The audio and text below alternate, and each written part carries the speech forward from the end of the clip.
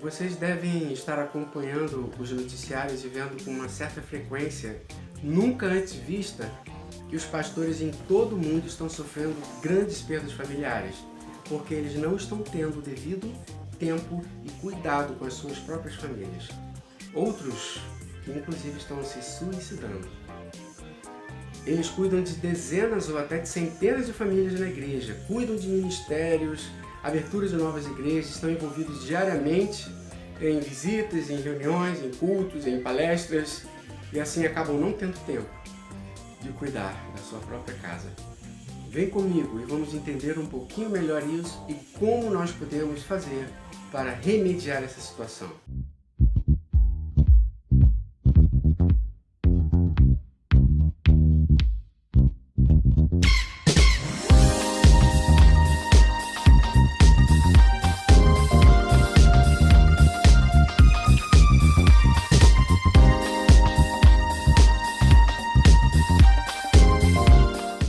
Olá, família! Outro dia eu soube de um pastor em São Paulo que nunca tinha tempo para sua família. E um dia ele chegou em casa e o seu filho havia se suicidado. Pelas paredes do quarto haviam muitas coisas escritas. E a principal delas, a que se repetia muito, é que por várias vezes ele tentou conversar com seu pai, mas o pai não tinha tempo para ele. Lamentável, não? Quantas esposas de pastores estão vivendo com máscaras dentro das suas igrejas, máscaras de felicidade, mas por debaixo daquela máscara, lá dentro de suas casas, existe uma mulher, ou existem mulheres que estão infelizes porque não sonhou em ter um casamento onde o marido nunca estava em casa, onde o marido nunca teria tempo para ela. O pastor Josué Gonçalves conta que uma esposa de pastor reclamou o fato de que o marido nunca tinha tempo para conversar, e esse marido, um pastor, ele tinha tempo para cuidar de todas as famílias da igreja, mas não tinha tempo para cuidar da sua própria família. Ele tinha tempo para ajudar todas as esposas da igreja que procurassem e que pedissem ajuda, mas ele não tinha tempo para sua própria esposa. Nunca se viu tantos pastores se divorciando como atualmente, cheios de depressão, cheios de estresse, de esgotamento, de ansiedade. Vejam alguns exemplos de pastores que não suportaram a dor, a frustração, a decepção, não suportaram a depressão principalmente e acabaram se suicidando. Júlio César Silva, ex-presidente da Igreja Assembleia de Deus do Ministério de Madureira, em Araruama. Ted Parker, de 42 anos, era um pastor na Geórgia, nos Estados Unidos. Também nos Estados Unidos, Andrew, de apenas 30 anos, com uma família tão bonita. Moisés Ricardo era um pastor da Assembleia de Deus no interior do Paraná. Lucimari Barro, pastora da Igreja do Evangelho Quadrangular. Gilson Genário Rodrigues, pastor da Igreja Assembleia de Deus em Minas Gerais. Poderíamos ficar aqui mostrando, infelizmente, diversos outros pastores que não suportaram a vida que estavam levando e mesmo tendo todo o conhecimento bíblico, resolveram abrir mão de suas próprias vidas, abrir mão de suas famílias e acabar com sua vida. O grande engano dos pastores que são ocupados demais para suas famílias é achar que essa grande ocupação em seu ministério é algo do momento, é uma fase. Quando eu resolver isso, eu vou conseguir ter mais tempo. Quando eu tiver um novo pastor para me ajudar, um vice-presidente para a igreja, eu vou ter mais tempo. Quando tal coisa se resolver, vamos ter mais tempo. Quando aquela filial estiver pronta, teremos mais tempo. Quando tivermos mais membros na igreja, então eu vou poder ficar mais tranquilo, porque teremos mais líderes e eu estarei mais folgado. O problema é que na maioria das vezes ele sempre estará ocupado com uma nova atividade, com uma nova função, com novas igrejas, com novos cargos dentro da igreja, com novos ministérios, e ele nunca consegue dar o tempo que a sua família está precisando. Ele vai negligenciando a si mesmo, vai negligenciando a sua saúde, vai negligenciando às suas emoções, ao seu corpo, que também precisa de cuidados. E com tudo isso, e com toda a carga de seus ministérios, quando ele se dá conta, já se passaram 10 anos, já se passaram 20 anos, os seus filhos já se casaram e ele nem percebeu. Meu amigo pastor, como diz pastor José Gonçalves, nenhum sucesso na vida compensa o fracasso de um lar. De que adianta você ter uma igreja bem-sucedida se você perdeu a sua esposa, se você perdeu os seus filhos, se você perdeu a sua história? A sua primeira igreja é a sua casa. O seu primeiro rebanho é a sua família. Antes de você ser um sacerdote lá na sua igreja, você precisa ser um sacerdote no seu lar.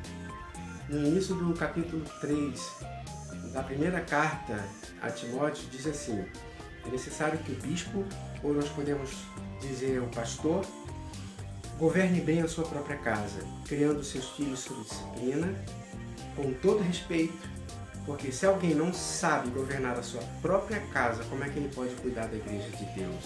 Eita, como é forte! Se alguém não sabe cuidar da sua própria casa, como quer cuidar da igreja de Deus? Então eu quero te dar aqui 10 dicas para você tentar ajustar a sua vida ministerial e a sua vida familiar. Vamos lá? 1. Faça da sua família uma prioridade na sua agenda. Tenha momentos sagrados com a sua família, meu amado, minha amada. Momentos que sejam prioritários realmente. E mesmo que as suas ovelhas desejem uma visita nesse dia, que os seus líderes queiram marcar uma reunião, diga para eles: hoje não dá, eu tenho um encontro, já estou comprometido para tal dia.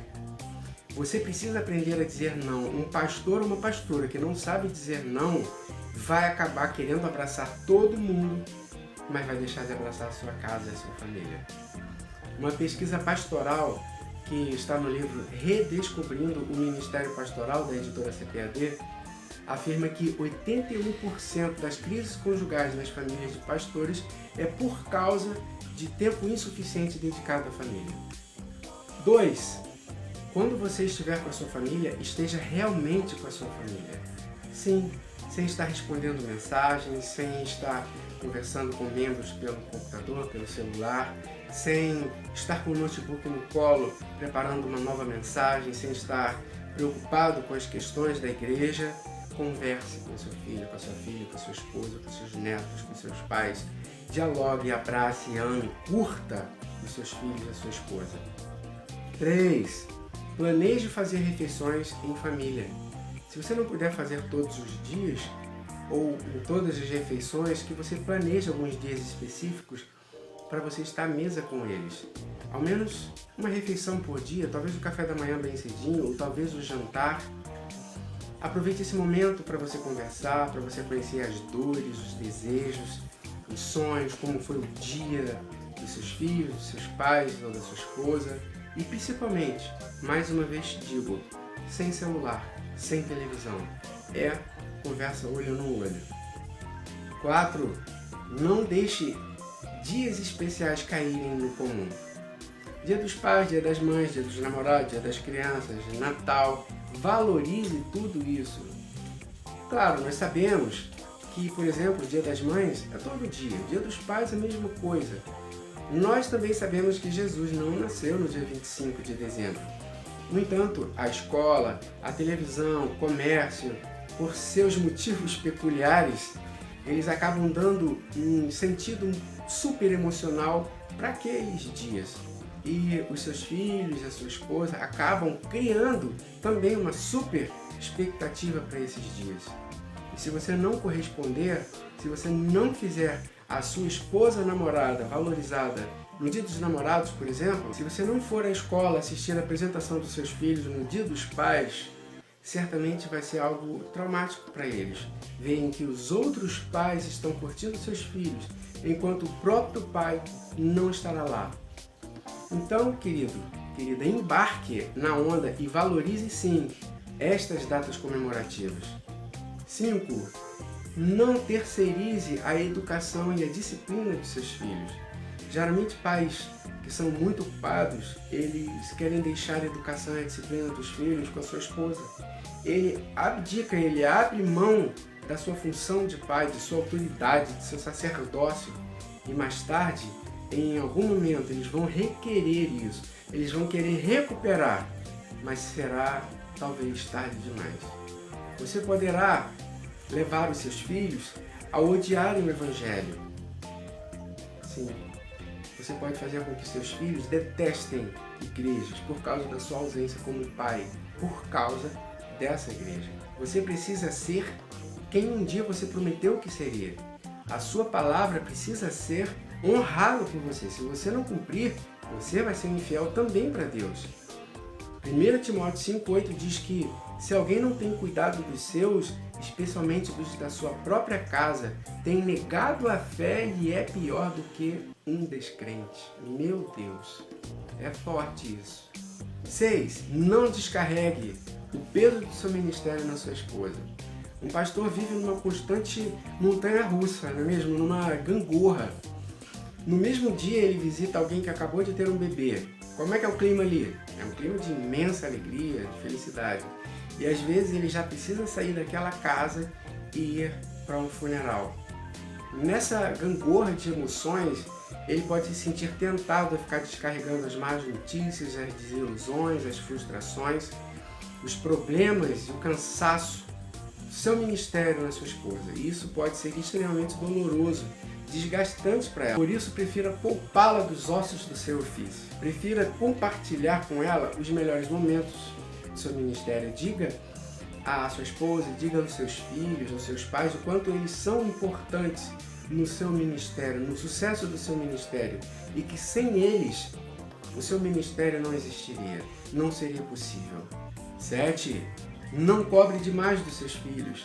Igrejas costumam cobrar demasiadamente dos filhos de pastores, para que eles sejam um exemplo em tudo. Daí, se eles brincam como qualquer outra criança, se eles fazem arte como qualquer outra criança, se eles correm, se eles caem, se eles gritam, enfim, se eles são crianças, eles são crucificados por todos. E alguns pais, pastores, acabam abraçando essa ideia e essa responsabilidade e colocando sobre os seus filhos essa carga desnecessária. E acabam impedindo essas crianças de serem realmente crianças, de viverem como crianças naquele momento. Então, querido, amada pastora, proteja os seus filhos. Deixem que eles sejam simplesmente infantis, que eles sejam crianças que são, como qualquer uma outra. Não coloque uma carga excessiva sobre eles por causa do seu ministério. 8. Tire férias. Existe uma frase antiga e mentirosa que eu já ouvi diversas vezes, de que o crente só vai descansar quando chegar no céu. Como eu já ouvi isso. Isso é realmente uma tremenda baboseira. Você precisa cuidar do seu corpo, de sua mente, porque você é templo do Espírito Santo. Por negligenciar esses cuidados, muitos pastores ficaram doentes, infartaram, viveram cheios de problemas emocionais, morreram, perderam suas famílias e até existem muitos, como nós já mostramos aqui, que se suicidaram porque não suportaram toda a carga, toda a pressão acumulada ao longo dos anos. Você precisa descansar a sua mente, você precisa descansar o seu corpo, você precisa se exercitar, ter momentos de relax. Você precisa fazer um sexo de qualidade com a sua esposa, tá? Você precisa beijar muito. Ser criança brincando com seus filhos, você precisa ir no cinema, você precisa ir no teatro, assistir um show, se distrair um pouco, jogar bola. Por aí vai, existem N opções de você desestressar, de você liberar o seu corpo e a sua mente. Porque o descanso do corpo, você dormiu algumas horas, você passou um final de semana descansando, o seu corpo vai ficar pronto para uma batalha. Agora aqui, não basta uma noite bem dormida, não basta um final de semana descansando. A mente, depois de uma sobrecarga muito grande, de semanas e meses de trabalho, talvez anos de trabalho, com muito esforço mental, a sua mente precisa de muito mais que apenas alguns poucos dias de descanso. Por isso, não abra mão do seu dia de folga, não abra mão das suas férias, É um tempo de descanso e ao mesmo tempo de se dedicar à sua família, para depois você voltar à administração da igreja descansado, animado, fortalecido. E com essas forças sim renovadas, aí você vai poder caminhar algumas milhas, você vai poder até render muito mais do que você rendia antes. 9. Seja romântico. Mesmo em meio à correria da sua vida, não deixe de ter momentos especiais de romantismo com seu cônjuge. Você sabe o quanto é importante investir no seu relacionamento para que ele não morra de inanição. Você pode ser um excelente pastor, famoso pastor, um pastor que trabalha muito no púlpito, no gabinete pastoral, um grande conselheiro. Mas na sua casa, você é sacerdote, você é um pai, você é um marido. Na sua cama, você é um amante, uma amante. 10. Ensine sobre Deus para os seus filhos. Ore com eles, ministre sobre a vida deles, que a sua vida seja um grande exemplo para eles. Os seus filhos aprendem muito mais com o exemplo que você dá do que com as suas palavras. Acabe de uma vez por todas com aquela frase na sua casa: faça o que eu digo, mas não faça o que eu faço. Isso é ridículo. Isso não é coisa de cristão, isso não é coisa de um sacerdote, muito menos de um pastor. O exemplo não é uma maneira de ensinar, mas é a maneira mais eficaz de ensinar. Para concluir, já que esse vídeo está ficando grande pra caramba, seja equilibrado, equalize as suas atividades, equalize as suas prioridades, que devem ser Deus, a sua família, seu trabalho e a sua igreja. Se você é um pastor ordenado, então fica Deus, família e a sua igreja. Não confunda Deus e igreja. Essa é uma confusão comum, mas você como um homem, como uma mulher de Deus, você saberá diferenciar um do outro. Não negligencie esses pontos que eu abordei nesse vídeo. O inimigo das nossas famílias, ele não descansa no plano de destruir a sua casa, de destruir a sua família, de separar você do seu cônjuge e de jogar os seus filhos na lama do pecado. Querido pastor, querida pastora, que você fique na paz que excede todo entendimento.